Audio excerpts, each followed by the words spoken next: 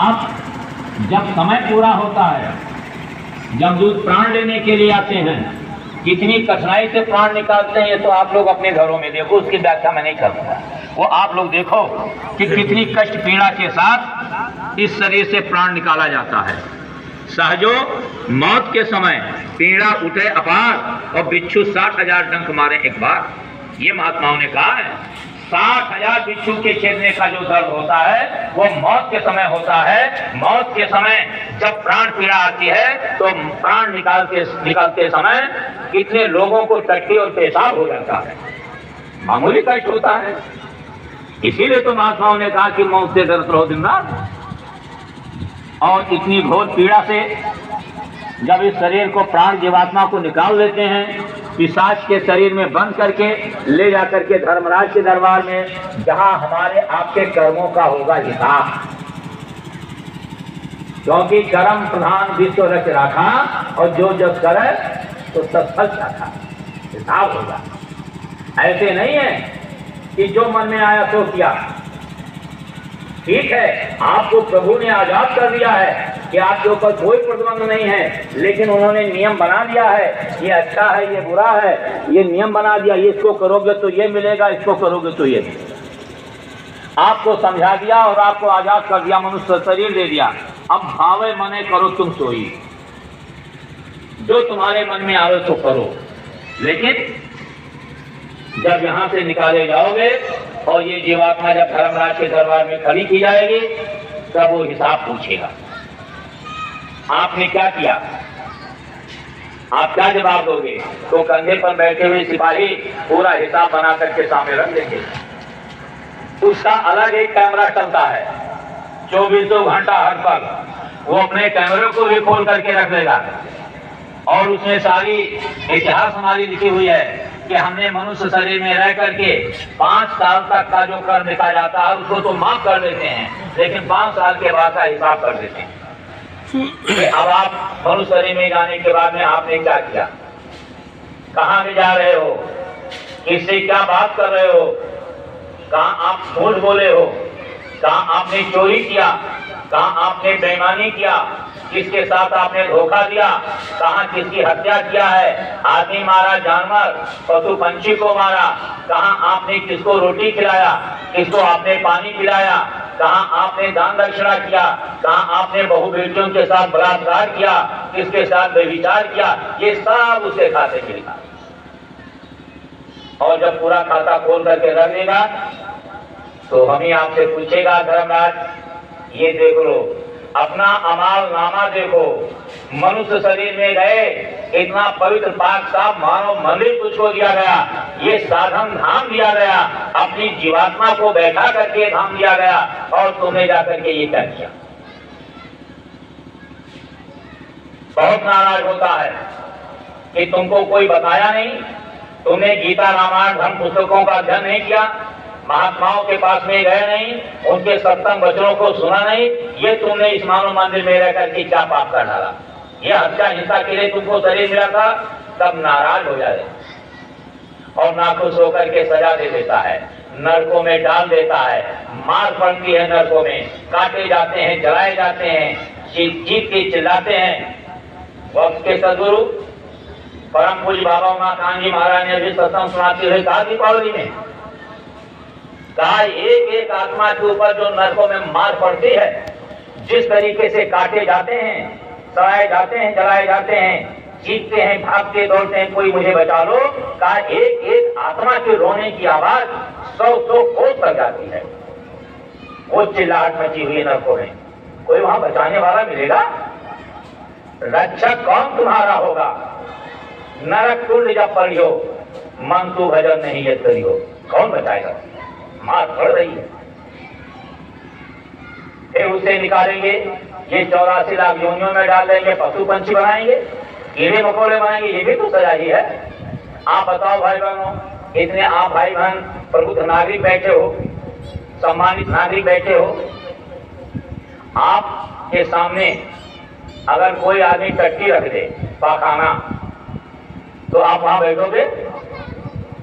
नाक पकड़ करके भाग जाओगे, अरे बदबू आ रही है। लेकिन आपने कर्मों का विधान नहीं सुना कि कर्मों के विधान में ये है कि नरकों से छूटने के बाद जब यही जीवात्मा जो आज हमारे आपके मनुष्य शरीर में बैठी है, नरकों में सजा पाने के बाद जब 84 लाख योनियों में जाती है, पशु पंछी कीड़े मकोड़े बनती है, तो जब कुत्ता की योनि में जाती है, सुअर की योनि में जाती है, कौवा की योनि में जाती है, तो उसको टट्टी भी खाना पड़ता है। देखा है कि नहीं देखा है? ये मामूली सजा है, ये कितनी तकलीफ हो रही है। इसलिए देखो भाई बहनों, इस सजा से बचाने के लिए, इस 84 लाख योनियों की सजा से बचाने के लिए, नरकों के घोर मार्ग से बचाने के लिए, अब कौन आपको छुड़ाएगा? इसको, इस कष्ट से कौन बचाएगा? जैसे हमारा आपका बच्चा कोई अपराध किया, जेल में बंद कर दिया गया, अब जेल के अंदर पुलिस घेर करके और लाठी बरसा रही है, मार रही है हाथ पैर पर, बच्चा चीख रहा है, चिल्ला रहा है, उसी में जोर जोर दर्द भरी आवाज से रो रहा है कि कोई मुझे बचाओ बचाओ। जिधर दौड़ करके जाता है उधर पुलिस लाठी मार रही है, क्योंकि चारों तरफ से पुलिस घेरे खड़ी है, मार पड़ रही है और दर्द भरी आवाज से बचाओ बचाओ की चीख चिल्लाहट मच कर रहा है। तो अब वहां जेल में कोई उसको बचाएगा? लेकिन जेल के बाहर पिता उसका खड़ा है, माँ, वो माँ पिता जब अपने बच्चे की चिल्लाहट आवाज दर्द भरी जेल के अंदर से सुनते हैं कि मेरे लाल पर लाठी बरस रही है, मेरा बेटा चिल्ला रहा है, बचाओ बचाओ की गुहार लगा रहा है, मर जाओगे मर जाएंगे गुहार लगा रहा है, अब मेरे लाल को बचाने वाला कोई नहीं है, तो बच्चा जब इस तरफ चीखो, तब बच्चे की तरफ चीखो, जब माँ बाप जेल के बाहर सुनते हैं तो भाई बहन उनका कलेजा कैसे होता होगा? दुख से भर जाता है, कलेजा फटने लगता है कि अगर आज मेरे बच्चे ने यह अपराध ना किया होता तो आज इस तरीके से इसके ऊपर मार क्यों पड़ती। ऐसे ही, ठीक ऐसे ही हम आप जो उस प्रभु के बंदे हैं, जो उस मालिक की आत्मा है, जब नरकों में मार पड़ रही है, 84 में टट्टी खिलाया जा रहा है, जब ये कष्ट हो रहा है, तो अब हमारी आपकी फरियाद को कौन सुनेगा? अब जो अपना सगा बाप होगा वही सुनेगा, जो सगा पिता होगा वही सुनेगा।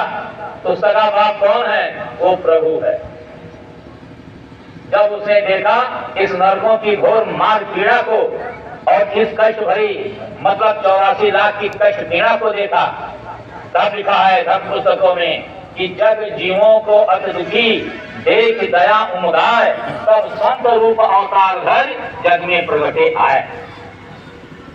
तब वो प्रभु इस धरती पर इस कलयुग में संत सदगुरु का रूप धारण करके आए, मानो रूप धारण करके आए। कौन आया? स्वयं वो प्रभु आया, सदगुरु का रूप धारण करके आया। क्यों? कि अगर वो मनुष्य रूप ना बना करके आए तो हम उनके पास जा ही नहीं सकते हैं, उनकी बात को सुन ही नहीं पाएंगे। वो मनुष्य जैसे रूप शकल में रहेंगे, मनुष्य जैसी जब बोली भाषा होगी तभी तो उनकी भाषा हम समझ पाएंगे। तब वो प्रभु आए। इसीलिए दुनिया के लोग पहचान नहीं पाए। सतयुग, त्रेता और द्वापर में उस प्रभु ने अपने जीवों को इस काल जाल से छुड़ाने के लिए जो व्यवस्था बना दिया था, हर युगों के मुताबिक वो व्यवस्था बनाता है। सतयुग में सत्य रहा पूरा, त्रेता में कम हो आया है, द्वापर में पाप लगा बढ़ने और कलयुग में घर घर छाया है।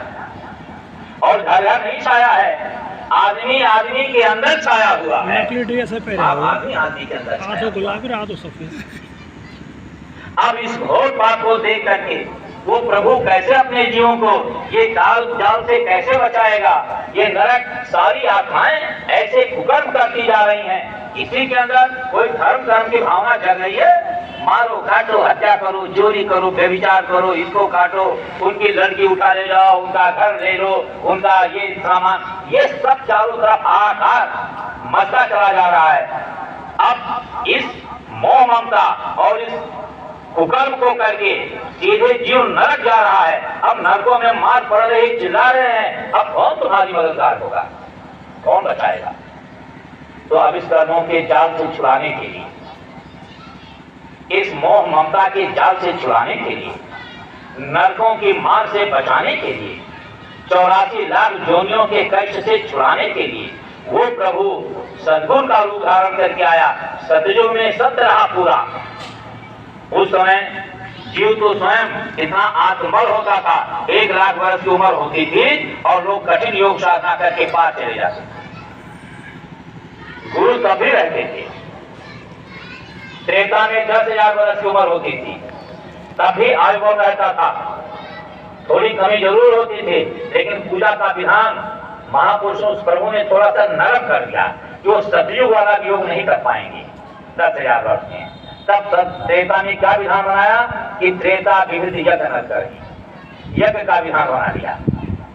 ये यज्ञ बाहर जो होता नहीं, वो यज्ञ यहाँ दोनों आंखों के मध्य भाग में होती थी। योग अग्नि का प्रकट तब कर्म सुधा सुधा है। योग अग्नि को जलाते थे यहाँ पर, और उसमें पाप और पुण्य को जलाते थे।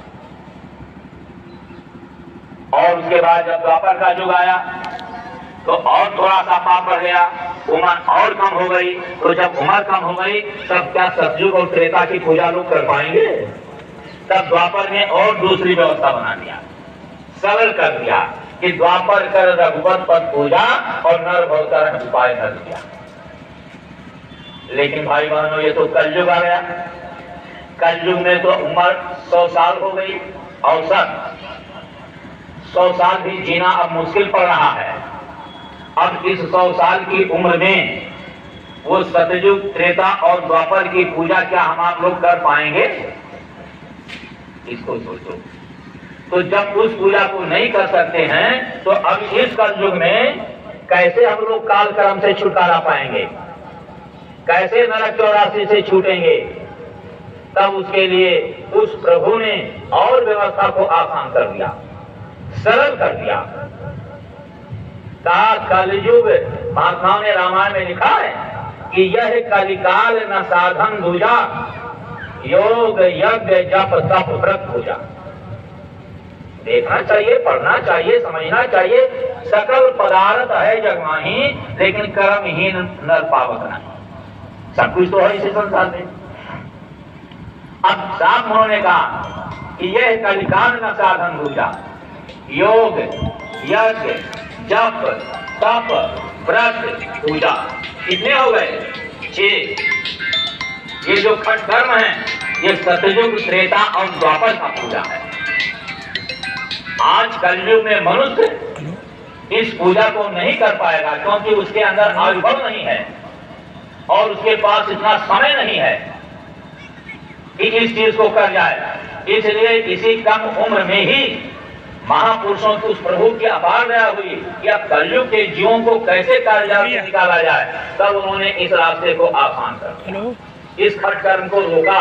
पाप नहीं है ये कह दो कि वो गोला पहन करके आके कहते थे इसे मत करो, ये मैं नहीं कहता हूँ। मैं ये कहता हूँ कि ये कठिन साधना है, इसे कलयुग का जीव नहीं कर पाएगा। तब सर्व साधना निकाला, सुगम रास्ता निकाला। क्या निकाला? कि कलयुग केवल नाम आधारा, नाम प्रताप प्रगट कर माही। कलयुग में नाम की महिमा होगी। कौन से नाम की महिमा होगी? कि नाम लेत भव सिंधु सुखाही, करो विचार सुजन मन माही। जिस नाम के सुमरन करने से भव सागर सूख जाए। भव सागर क्या है? आप दोस्तों, भगवान के यहाँ कोई बड़ा समुद्र बह रहा है? नहीं, ये संसार ही भव सागर है। ये संसार, इस संसार से निकलना आसान है। ये मोह ममता, ये काम क्रोध लोभ मोह ईर्ष्या द्वेष। आप गुरु भाई बहन, एक ही गुरु से दीक्षित आदमी, एक ही गुरु ने 5 नाम 5 रूप 5 स्थान बताया, एक ही साधना बताया, एक ही तौर तरीका बताया, लेकिन एक ही गुरु के रास्ते पर चलने वाले लोगों में मतभेद हो गया। क्यों? कोई मोटरसाइकिल दूसरी ले जा। क्योंकि भगवान का ये देश है। सोचा नहीं, समझा नहीं, ऐसे ही सब जगह मतभेद हो जाता है। क्योंकि ये है भव सागर। ये आप इतने तमाम इसमें गुरु भाई बहन भी बैठे होंगे जो गुरु महाराज के नामदानी होंगे, जब कभी आप ध्यान भजन पर बैठते होंगे तो आपको ध्यान भजन में पता चलता होगा कि जितनी देर आप सुमिरन करने के लिए बैठते हो उतनी देर में आपका मन कहां जा रहा है। एक पल भी मन कहां जा रहा है, वो भवसागर की लहरों में जा रहा है। उठत है तरंग काम क्रोध की अपारे, लोग की भंवर बीच बीच में पछाड़े, दे दे पतवार उन्हें काहे जग मारे। भव सिंधु कठिन लहरें अपार, लतबंद हुई आंखें हमार। ये जो भवसागर की अनंतों लहरें उठ रही हैं, मोह ममता की, ईर्षा द्वेष की, तरह तरह की लड़ाई झगड़े की, मारपीट की, लोभ लालच की और ना जाने क्या क्या। आप साधना पर बैठते हो तो जो चीज कभी याद नहीं थी वो भी याद आने लगती है। एक सेकंड मन आपका साथ देने के लिए तैयार है। इस भवसागर से कोई निकल पाएगा भाई बहनों? इससे निकलना बड़ा कठिन है। इसलिए कहा कि इस कलयुग में वो नाम कि नाम लेत भव सिंधु सुखाही, जिस नाम के प्रताप से और जिस नाम के सुमरन से भवसागर सूख जाएगा, उस नाम की कलयुग में महिमा होगी। उसी को गोस्वामी जी ने और सरल करके बताया कि कलयुग केवल नाम आधारा और सुमिर सुमिर न रुका। सुगम रास्ता। आप अपने घर में रहो, अपनी खेती, दुकान, दफ्तर, मेहनत मजदूरी का जो काम करते हो उसको मेहनत और ईमानदारी के साथ करो। अपने परिवार बाल बच्चों की देख रेख करो, शरीर को शुद्ध रखो, ये काया को पाक साफ रखो। ये भगवान का मंदिर है, ये भगवान का साधना का धाम है। जैसे आप अपने मंदिर को साफ रखते हो जो बाहर के बनाए हो, उसमें कोई आदमी मुर्गा मांस फेंक दे, कोई शराब फेंक दे, कोई अंडा फेंक दे, कोई गलत चीज फेंक दे, तो आप देख करके दुखी होते हो, उसको साफ करते हो, रगड़ते हो, धोते हो, तब पूजा करने के लिए जाते हो। तो उस मंदिर की इतनी सफाई और इस मंदिर की सफाई नहीं रखनी चाहिए। हम लोग समझते हैं कि भगवान देख नहीं रहा। हम गए मंदिर में पूजा करने के लिए, ऊपर से बढ़िया कपड़ा पहन लिया, स्नान कर लिया, चंदन टीका लगा लिया और इत्र भी कपड़े पर डाल दिया, सुगंधी आ गई और हाथ में फूल अक्षत लेकर के और मेवा मिष्ठान लेकर के भगवान के मंदिर में पूजा करने के लिए चले गए। हम सोचते हैं कि भगवान ऊपर की हमारी साफ सफाई को देख रहा है और अभी रात में मुर्गी खाया है और मुर्गी की हड्डी पेट में पड़ी हुई है, मछली खाया है, मछली का कांटा पेट में पड़ा हुआ है, शराब पिया है, शराब की बदबू अंदर आ रही है। तो इसको भगवान नहीं देख रहा है? वो देवी जी दुर्गा मैया इसको नहीं देख रही हैं? वो काली माता इसको नहीं देख रही हैं? वो अष्टभुजाधारी प्रभु इसको नहीं देख रहे हैं? तो इस तरीके से जब हम उनको धोखा देने के नियत से जब उनकी प्रतिमा के सामने पूजा करने के लिए जाएंगे तो भाई बहनों, क्या हमारी पूजा को मंजूर करेंगे? है आपको विश्वास? अरे है विश्वास? मंजूर करेंगे? इसलिए साफ सफाई रखो, इस काया को साफ रखो। ये भगवान का मंदिर है। किसी भी पशु पंछी की हत्या न करो, किसी भी पशु पंछी के मांस को ना खाओ, किसी भी तरीके से मछली है, अंडा है, मत खाओ, शराब मत पियो, चोरी व्यभिचार मत करो। ये गंदी चीजें हैं, इससे ये भगवान का दिया हुआ काया अशुद्ध और अपवित्र हो जाएगा। जब ये काया अशुद्ध और अपवित्र हो जाएगा तो क्या इस काया से आप प्रभु का भजन कर पाओगे? क्या प्रभु को कभी पा सकते हो? कहते हैं कि मांसाहारी मानवा प्रत्यक्ष राक्षस अंग और इनकी संगत जो करे पड़े भजन में मन। रामायण में लिखी हुई है। क्या है रामायण? उठाकर पढ़ो। आपके घरों में पवित्र रामचरितमानस रखा हुआ है, साफ लिखा है कि महिक मानुक धेनु चर अजगर निशाचर भक्ति। इनको खाने वाले को क्या कहा है? निशाचर कहा है। तो सब धर्म पुस्तकें बताती। इसलिए काया को साफ रखो, अपने गृहस्थी का काम करो, मेहनत और ईमानदारी के साथ काम करो। 24 घंटे का दिन रात होता है, 22 घंटा अपने परिवार की परवरिश करो और 1 घंटा सुबह और 1 घंटा शाम, 2 घंटे का समय बचाओ 24 घंटे में। और जो तरीका वो नाम के धनी जो प्रभु आए उनकी तलाश कर लो और भजन का रास्ता लेकर के भजन को रोकने की रास्ते में। भजन का रास्ता लेकर भजन करो। मनुष्य शरीर पाने के लक्ष्य को बताया महात्माओं ने कि जब मनुष्य शरीर मिल गया है तो सदगुरु खोजो री प्यारी, जग में दुर्लभ रतन यही। ये दुर्लभ है क्या सदगुरु का पाना? सदगुरु कौन होता है? जिनकी ये दिव्य दृष्टि खुली होती है, जो स्वयं उन प्रभु में सदा सर्वदा लीन रहते हैं, प्रभु के वो प्रतिरूप होते हैं, तद्रूप होते हैं। क्योंकि वो प्रभु अपनी पूर्ण पावर से आ जाए तो क्या उसे पहचान पाओगे? लिखा है कोटिन सूरज चांद सितारे रोम रोम में कर तुजारे। अगर इस तरीके से वो प्रभु धरती पर आ जाए तो कोई उनके करीब जा पाएंगे? तब वो अपनी शक्ति को अपने अंदर जज कर लेता है और मनुष्य का रूप धारण करके आते हैं। जैसे सदगुरु कबीरदास जी महाराज सर्वप्रथम 700 वर्षों के पहले वही धरती पर आए और वही इस नाम के रास्तों को निकाले कि नाम ले तो बहुत सिंधु सुखाई। उन्होंने ये नाम का दान लोगों को बताया, नाम की महिमा बताई, नाम के प्रताप को समझाया। उन्होंने वहीं से इस नाम को सुनाया। एक अनीह अरूप अनामा सो सच्चिदानंद प्रधामा। जिस नाम में जिनके रूप और स्थान में कोई परिवर्तन नहीं हो सकता है। धरती रहे ना रहे, सृष्टि रहे ना रहे, लेकिन वो नाम रूप और स्थान सर्वदा रहेगा, उसमें कोई परिवर्तन नहीं हो सकता है। तो वो नाम कौन बताएगा? रामायण पढ़ो। हम तो रामायण की बात कहेंगे क्योंकि हमारे हिंदू के घर घर में पूजा जाता है। साफ साफ उसमें लिखा है कि गुरु बिन भवनिध करे न कोई और जो विरंच शंकर सम होई। सीधी सरल भाषा कि बिना गुरु के इस भवसागर से कोई पार नहीं जा सकता, कोई नहीं जा सकता। शिव विरंच शंकर सम होई। ब्रह्मा शंकर जी जैसे ज्ञानी महापुरुष भी नहीं पा जाते। इसलिए गुरु सर्वोपरि होते। गुरु की महिमा अनम अपार है क्योंकि वो नाम जिसके बारे में गोस्वामी ने कहा, कबीरदास जी महाराज धरती पर आए, जिस नाम को उन्होंने प्रकट किया, गुरु नानक देव जी महाराज ने जिस नाम को लोगों को बताया, संतों ने जिस नाम को बताया, वो नाम कहाँ मिलेगा? वो नाम आपको कहीं पवित्र नदियों में नहीं मिलेगा, कहीं पवित्र तीर्थ स्थानों पर भी नहीं मिलेगा। वो नाम सदा संतन आधीना और संत बिना कोई नाम न चीना। उसी को देने के लिए स्वयं वो प्रभु सदगुरु का रूप धर करके मनुष्य रूप में धरती पर आते हैं और जब वो धरती पर आते हैं तब वो हम आप जैसे पामर जीवों को उस प्रभु के नाम को दान में देते हैं। उसका कोई मोल चुका पाएगा? उसकी कोई कीमत चुका पाएगा? उसको दान में देते हैं। इसलिए कहा गया कि सदगुरु खोजो।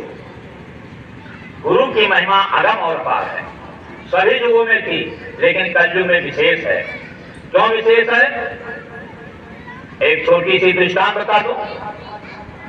नारद जी विष्णु भगवान से पूछे कि महाराज मैं मृतलोक में एक गांव में गया तो लोगों ने मुझको बैठाया, सम्मान दिया और मेरी बातों को बड़े प्रेम से सुने। मैंने आपकी महिमा का गुणगान गाया, बहुत ध्यान से सुने। लेकिन प्रभु जब मैं वहां से उठ करके चला तो वो गांव के लोग पानी भर करके लाए और जहां मैं बैठा था उस जगह को धोने लगे।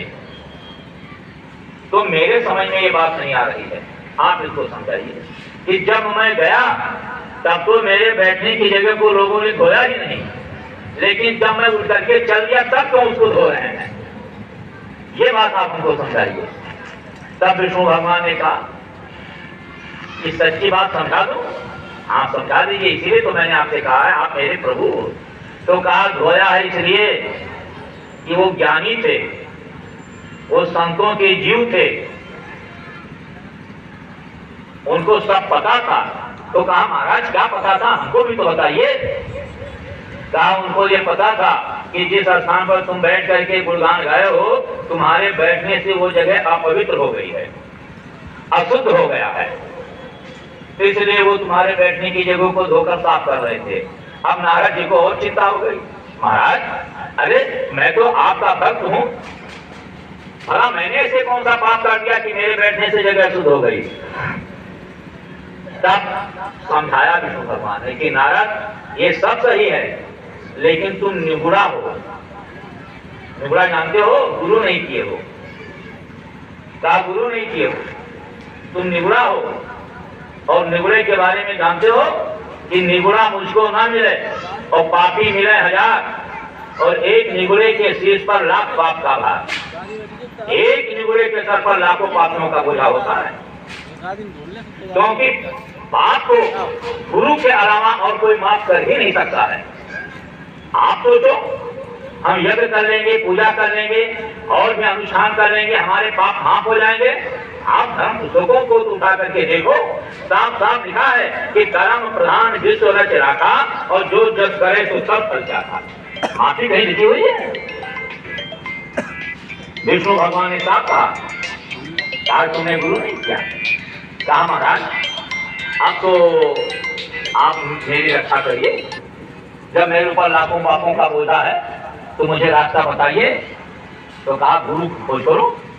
कहा महाराज जब कहा खोज नहीं जाएंगे, आप जैसा गुरु कहाँ मिलेंगे? हाँ जी, आप ही हमारे गुरु बन जाइए। तब विष्णु भगवान ने समझाया, मैं गुरु बन नहीं सकता, क्योंकि विधान को कर्मों का विधान बता दो कर्सा ले जब बात कर। और जो मैंने कर्मों का विधान बनाया है उस विधान में लिखा है कि जो जैसा करेगा उसको वैसा फल दूंगा। तो मेरे यहाँ तो कर्मों का विधान बना हुआ है, ना मैं पाप को माफ कर सकता हूँ ना पुण्य को पाप में बदल। अरे देख तुम्हारा नाम लिखा है आपका वोटर लिस्ट में। मेरे यहाँ तो ऐसा कोई विधान है, इसलिए मैं अल्लाह पाप का बोझा मैं कैसे माफ कर? परसों यहाँ आ जाओ आश्रम कपड़े पे। तो मैं गुरु नहीं, गुरु तो निश्चित चाहिए। अब तो तुम्हारे पीछे यार, अगर गुरु मिल जाएगा तो गुरु वो शक्ति होता है जो कितने भी पापी कुकर्मी अगर उसके शरण में चले गए और आंसू बहा दिया, गिर गए चरणों में और गुरु ने एक बार अपना लिया तो सारे पाप को माफ कर देगा। गणिका गिद्ध अजामिल तारे कर गए सदन कसाई। रत्नाकर को वाल्मीकि ब्रह्म ऋषि बना दिया, अंगुलमाल को अंगुलमाल महात्मा बना दिया। लेकिन नारद, मेरे कर्म का विधान था कि कोट गाय नित दान करत नृग और गिरगिट जौन पड़ी। करोड़ों गाय दान देने वाले महाराजा नृग थोड़ी सी भूल होने पर वो गिरगिटी की योनि में चले गए थे। तो मैं कैसे कर्मों का विधान बदल सकता हूँ? इसलिए मैं गुरु नहीं बन सकता, वो पावर मेरे अंदर नहीं है। गुरु तो तुम्हें खोजना पड़ेगा। तो कहा महाराज तो बताइए आप, अब आप कोई रास्ता दीजिए। तो कहा रास्ता मैं बता रहा हूँ, तुम चले जाओ मेट्रो लोक में। कल सुबह उठ करके रास्ते पे चलना, जो पहला आदमी रास्ते पर मिल जाए उसी को गुरु बना लेना, वही तुम्हारा गुरु होगा। कहा ठीक है, चले गए। दूसरे दिन सुबह भोर में उठकर चले, चलते गए तो कल देखा एक आदमी आगे से आ रहा है और दौड़े तो और करीब में गए। तो जब करीब में देखे तो उसको देख करके पीछे नारद रुक गए। काम विष्णु जी ने कहा था जो पहला व्यक्ति मिलेगा वो गुरु मिले होगा तुम्हारा, लेकिन ये तो आदमी मछुआरा है। वो मछली का जाल बड़ा गठरी बांधे पीठ पर और मछली की बदबू आ रही है, अब लादे चले आ रहे हैं। भाई तो मछुआरा है, भला बताओ मैं नारद ऋषि हूँ, देवर्ष मुझे कहा जाता है, मैं भला किसी मछुआरे को अपना गुरु बनाऊंगा? ये नहीं हो सकता है। रुक गए। तब तक वो थोड़ा और आगे आए। नारद के अंदर फिर ज्ञान पैदा हुआ। कहा जब विष्णु भगवान का आदेश है तो उनके आदेश का पालन करना चाहिए, जो भी हो ये। जब उनका हुक्म है कि जो पहला व्यक्ति होगा वही तेरा गुरु होगा, तो अभी इन्हीं को मैं गुरु बनाऊंगा। बस दौड़ करके गए, चरणों में गिर पड़े, पकड़ लिया। उन्होंने जोर से पैर हटाया। अरे देव ऋषि ये क्या कर दिया तुमने? एक मछुआरे का पैर पकड़ लो। साहब प्रभु अब मैं आपको नहीं छोड़ूंगा, क्योंकि ये भेद विष्णु जी ने मुझे बताया है कि जो पहला व्यक्ति आज मिलेगा तुम्हारा गुरु होगा, तो अब आप मेरे गुरु। मैं नहीं छोड़ूंगा। रोने लगे, बहुत रोए। जब बहुत रोए तो गुरु तो दयाल होता है, फौरन गुरु ने उनको उठा लिया। कहा नारद रो मत, जाओ मैं तुम्हारा गुरु हो गया। कुछ बताया, कुछ समझाया। नारद जी खुश होकर के विष्णु भगवान क्या पहुंच गए। महाराज दया हो गई, गुरु मुझे मिल गए, मैंने गुरु कर लिया। विष्णु भगवान ने कहा नारद आज से लाख पापियों का बोझा तुम्हारे ऊपर से टल गया, क्योंकि जब गुरु अपनाता है तो सबसे पहले वो पापों को धोता है, तब अपना। तो आप तुम्हारे ऊपर से पाप का बोझा कर।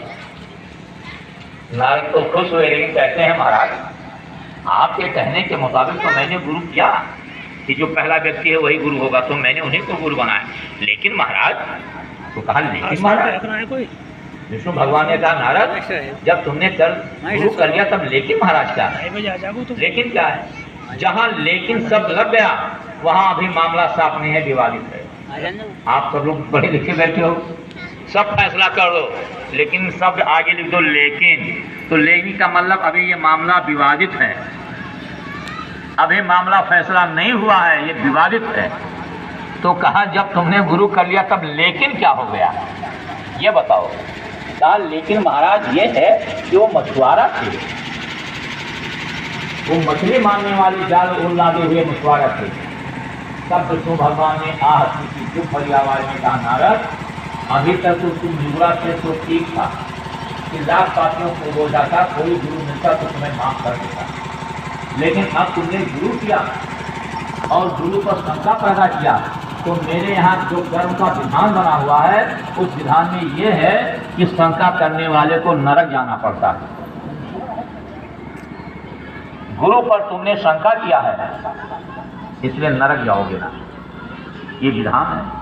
आप नारद के होश उड़ गए, रोने लगे। महाराज ये कैसे? कहा जो कर्म का विधान है वो मैं बता रहा हूँ, विधान के अनुकूल तुम्हें नरक जाना है, आप बचोगे नहीं नरक। कहा महाराज तो अब नरक से तो बचा दीजिए, आप प्रभु हैं मेरे। कहा वो भी मेरे पावर में नहीं है, मेरे पावर में जो जस करे तो 10 फल चाहता, मैं नहीं बचा सकता। कहा महाराज अब दया करिए, अब आप ही कोई उपाय बताइए। तो कहा उपाय ये है कि तुम जाओ और उन्हीं गुरु को खोजो जिनको तुमने गुरु बनाया है। गुरु के अंदर ही पाप को माफ करने का पावर होता है, उन्हीं को खोजो। जाओ नारद।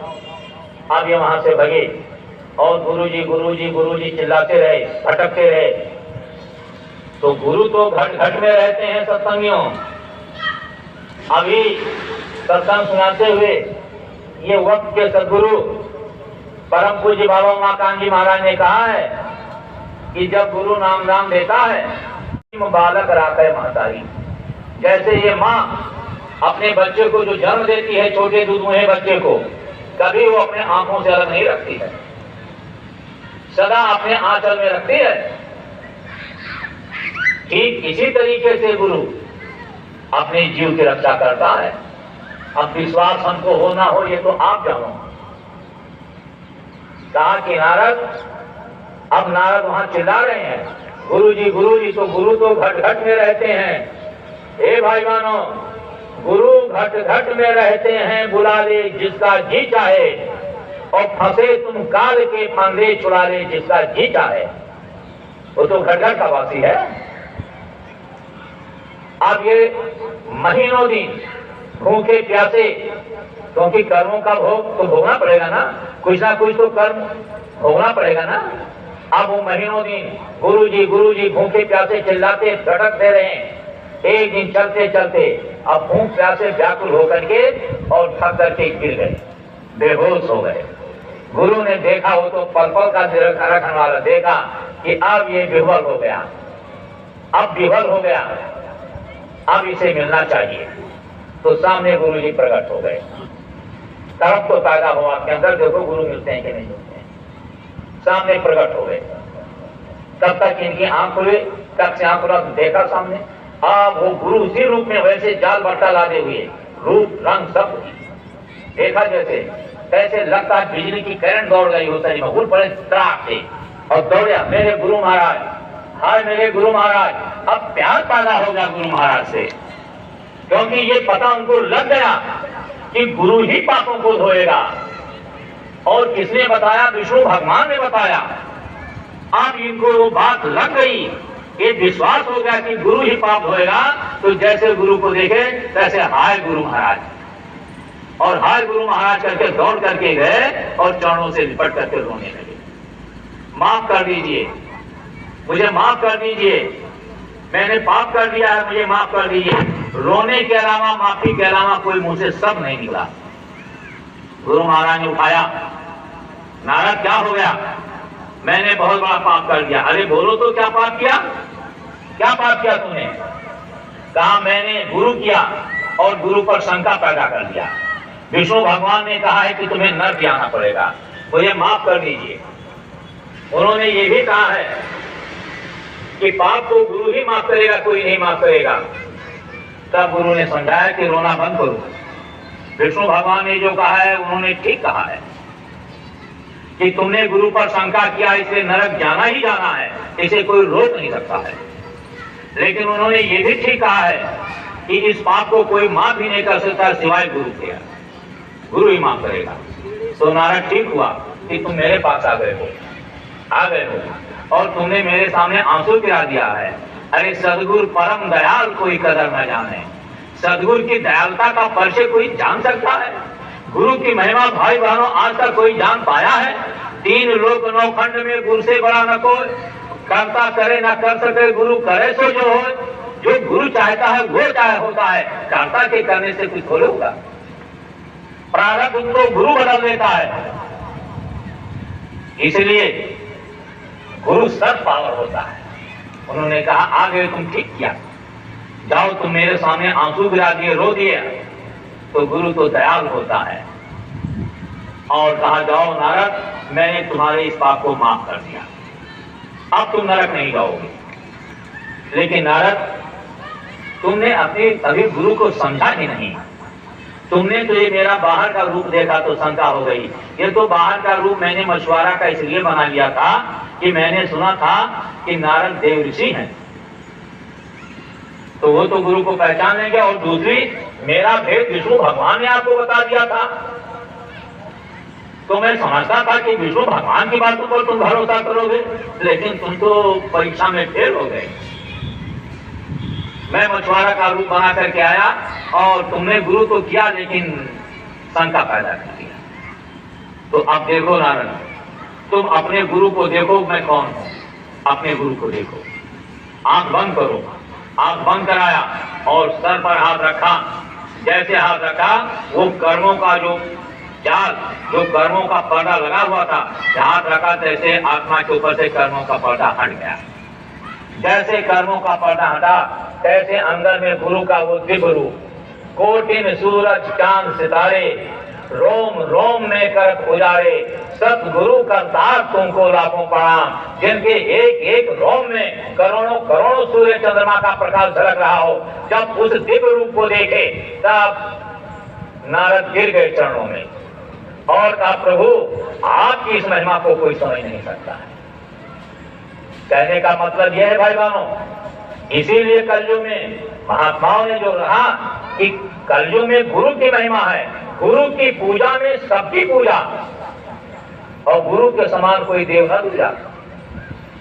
ये पेड़ लगा है, पेड़ की पत्ती पत्ती को पानी डालोगे तो पेड़ हरा होगा, लेकिन अगर पेड़ की जड़ में पानी डाल दो तो पूरा पेड़ हरा हो जाएगा। ऐसे ही गुरु जो होता है वो मूल होता है, वो मूल होता है। आप गुरु को प्रसन्न कर दो तो सभी देवी देवता प्रसन्न हो जाएंगे, सब खुश हो जाएंगे। गुरु ब्रह्मा, गुरु विष्णु, गुरु देवो महेश्वरा और गुरु साक्षात पारब्रह्म तस्मै से गुरुवे नमः। ये हमारा वेद कहता है कि गुरु ब्रह्मा है, गुरु विष्णु है, गुरु शिव है और गुरु साक्षात पारब्रह्म परमेश्वर है। कौन गुरु? कल फूका गुरु हद का, बेहद का गुरु, और जब बेहद का गुरु मिले तब लगे ठिकाना को। कौन गुरु? जिसके बारे में रामायण कहती है कि हरे शिष्य धन शोक ना रही, सो गुरु घोर न रखने पड़ी। जो गुरु चेले का धन खा ले और पाप को माफ करके साफ करके उसको भवसागर से पार ना उतारे, वो गुरु और चेला नरक जाते हैं। गांव गांव गुरु घुमाए, चेला मंत्र ले, लेकिन स्वर्ग जाओ या नरक जाओ हमें दक्षिणा दे। केवल दक्षिणा का प्रार्थी गुरु क्या जीव के पापों को धो करके पाप उतार पाएगा? इसलिए गुरु सदगुरु परम दयाल री कोई कदर न जाने, परम दयाल होते हैं। इसलिए भाई बहनों, जिस गुरु की महिमा आप इतने नाम दान लिए हुए भाई बहन बैठे होंगे, जो नहीं लिए नाम उनको भी मैं समझा दे रहा हूँ। जो नाम दान लिए हुए भाई बहन बैठे होंगे, आप याद करो कि आपके ऊपर गुरु ने कितनी बड़ी दया किया।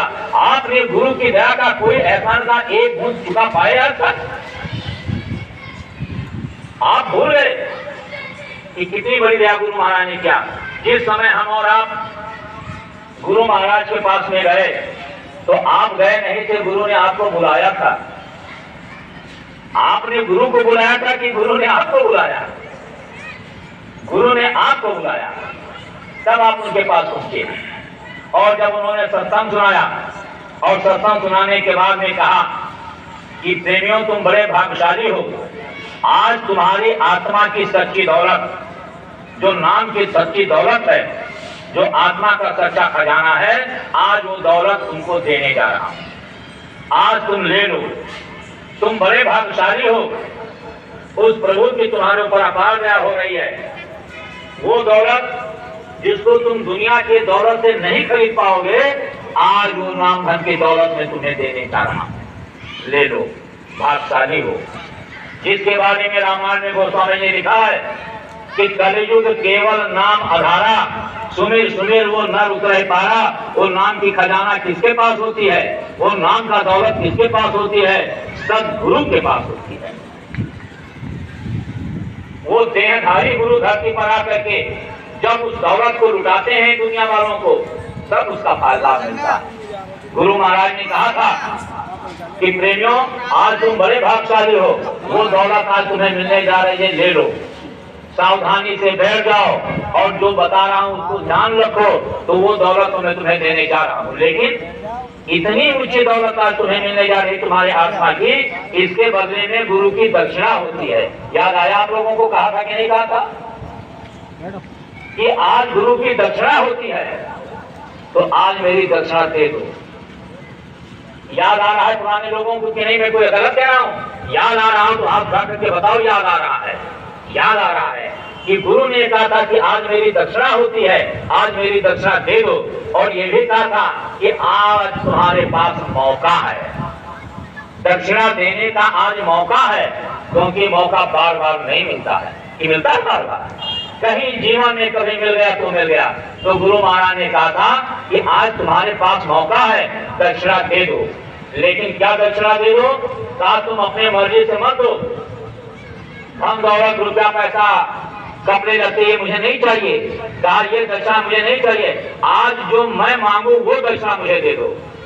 तो आज मैं तुमसे दक्षिणा में क्या मांग रहा हूं कि जो आज तक तुमने पाप कर्म किया है वही यहाँ दक्षिणा में मेरे सामने छोड़ दो। याद आया कि नहीं याद आया? अरे पुराने प्रेमियों, याद आया कि नहीं आया?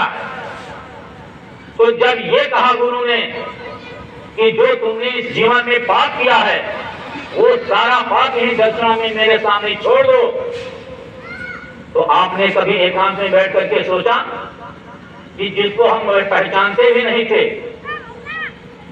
लेकिन अगर वो हमको ना पहचाना होता तो हमारे पाप को क्यों मांगता? और वो हमारा कितना अजीज है, इस काल जाल से छुड़ाने के लिए वो हमारा कितना अजीज है, उसको आज तक हम नहीं समझ पाए। आप प्रेमियों जो धन कमाते हो, जो मकान बनाते हो, जो और भी कोई ऐसा आराम का सामान इकट्ठा करते हो, गाड़ी घोड़ा, आपसे पूछा जाए ये सब किसके लिए कर रहे हो, तो कहते हो अपने औलाद के लिए। औलाद से प्यारा दुनिया में कोई नहीं, कहते हो अपने औलाद के लिए कर रहे हैं। तो मैं ये आपसे प्रार्थना करता हूं कि अपने औलाद से कह दो कि बेटा मैंने सारे जीवन की कमाई, घर मकान सब कुछ तुम्हारे लिए, धन दौलत तुम्हारे लिए ही है, लेकिन तुम हमारा एक पाप ले लो। तुम हमारा एक पाप ले लो। कोई औलाद पाप लेने के लिए तैयार होगा? अरे सही बात बताओ, लेगा कोई पाप? नहीं लेगा। जिसके लिए तुम सब कर रहे हो वो तुम्हारा एक पाप लेने के लिए तैयार नहीं है, और जिसको तुमने पहचाना ही नहीं उसी ने तुमको पहचाना, और वो कह रहा है कि तुम अपने सारे जीवन का पाप ही दक्षिणा में मुझे दे दो। वो कौन है? कभी सोचा? कभी अपनी गृहस्थी में बैठ करके आपने इसके ऊपर चिंतन किया कि हमारे सारे पाप को लेने वाला वो साधु कौन है जो हमारे पाप को मांग रहा है दक्षिणा में? अगर ये बात सोचे होते और ये बात याद रहता प्रेमियों, तो आंखों से आंसू की धारा बहती। लेकिन आपस में मनमुटाव, ईर्ष्या, द्वेष, लड़ाई झगड़ा, ये मेरा वो मेरा, क्या समझे आपने? क्या समझा आपका गुरु को? गुरु कोई मनुष्य है? गुरु को मानुष जानते सो नर कहिए अंध, और आप पड़े भवकूप में आगे जमका फंद। सौभाग्य से सदगुरु मिले, हमारे जीवन के पापों को उन्होंने दक्षिणा में मांगा। वो पाप लेने वाला प्रभु सिवाय अपना सच्चा परम पिता प्रभु के अलावा कोई दूसरा हो सकता है? कोई अपना सगा बाप ही होगा, वही तो अपने औलाद का पाप लेगा कि कोई दूसरा लेगा? ये बताओ आप। इसलिए आप सब लोग इस बात को समझो कि जो प्रभु के द्वारा हमको नाम की दौलत मिली है, भाई मानो, मैं आप गांव वासियों को ये बात समझा रहा था कि इस कलयुग का सुगम रास्ता है, जिसको महात्माओं ने कहा है कि खेती गृहस्थी दुकान दफ्तर सब काम करो, लेकिन मेहनत और ईमानदारी के साथ करो। अपने इस शरीर को पाक साफ पवित्र रखो, मांस मत खाओ, मछली मत खाओ, अंडा मत खाओ, शराब मत पियो, गांजा अफीम मत खाओ पियो, चोरी व्यभिचार मत करो, और गुरु से रास्ता ले लो जो नाम का दान देता है, दक्षिणा में तुम्हारे पाप को लेता है। उस गुरु से जाओ और उस गुरु से रास्ता लेकर के आप अपने गृहस्थी में 1 घंटा सुबह और 1 घंटा शाम, 2 घंटा बैठ करके नाम की कमाई करो, नाम की कमाई करो। जो सच्ची दौलत है वो कहाँ मिलेगा गांव वासियों? भाई बहनों, आपको प्रचार करके लोगों ने बुलाया है यहाँ पर, तो मैं आपसे हाथ जोड़ता हूँ कि आपका सौभाग्य है। अभी तो मनुष्य शरीर जो थोड़ा जितना समय निकल गया तो निकल गया, लेकिन अभी जितना समय बाकी है उसी का उपयोग कर लो। 1 घड़ी आधी घड़ी, आधी में पुण्याद और स्वामी संगत साधु की तो कटे कोट अपराध। अगर सच्चे समर्थ संत सदगुरु मिल गए तो ये जीवन की नौका भवसागर से पार चली जाएगी, और नहीं तो ऐसे संसार में भटकना पड़ेगा। फिर मनुष्य शरीर पाना दुर्लभ हो जाएगा, ये मनुष्य शरीर मिलना फिर दुर्लभ हो जाएगा। इसलिए अब आपको बिरखा मत हो। हे भाई बहनों, महात्माओं के ये वचन है कि अब आपको बिरखा मत हो, यानी अब इस मनुष्य शरीर को बेकार मत जाने दो। खाने पीने सोने में, संसार के सुख वैभव का भोग भोगने में, लड़ाई झगड़े मारपीट में, हत्या हिंसा चोरी में, विचार में, अब इस शरीर को बेकार मत करो। अब आपको बिरखा मत हो और पल पल चेतो, हर पल चिंता करो। किसकी चिंता करो? कि हे प्रभु अब इस काल जाल में मुझे ना आना पड़े, हे प्रभु अब इस काल जाल से मुझे बचाइए, मुझे भी रास्ता मिल जाए, मैं भी इस मनुष्य शरीर में भजन करके आपके पास चले चलूं। जो मैंने वादा किया था करने कि सब तज भजन कर दिन राती, वो भूल गया था, अब मेरे ऊपर दया करो, ये विनती प्रार्थना करो। तो उस प्रभु से विनती करो और रास्ता आपको मिलेगा। आप गांववासियों जिनको नामदान नहीं मिला है, ऐसे समर्थ गुरु नहीं मिले हैं, ये तस्वीर नीचे लगी हुई है, ऊपर वो बाबा जय गुरुदेव जी महाराज का तस्वीर लगा हुआ, जिन्होंने देश के अंदर करोड़ों लोगों के मांस मछली अंडा शराब को छुड़ा करके और नाम की अनमोल खजाना दिया। कितने लोग उनके रहते ही नाम की कमाई करके भवसागर से पार चले गए, लेकिन जितने लोग रह गए, कमी अपने लोगों में रह गई, हम उस साधना का काम पूरा नहीं कर पाए।